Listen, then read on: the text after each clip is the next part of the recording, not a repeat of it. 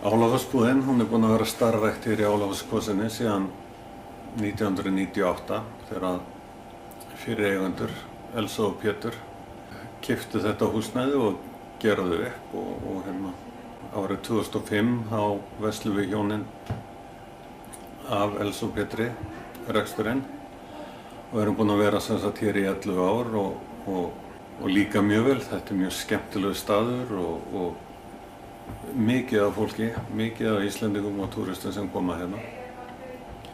Ætli við séum ekki að fá það vel 100.000 manns hérna inn allavega á ári.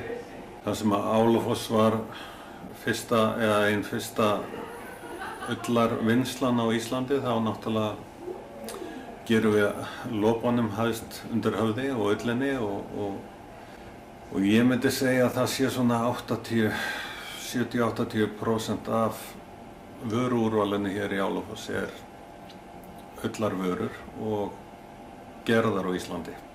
Það mjög leiðilegt að vita til þess að það eru vissir aðilar hér á Íslandi sem að láta prjóna lopapeysurnar erlendis og þykir að skemma dálítið fyrir íslensku lopapeysunni.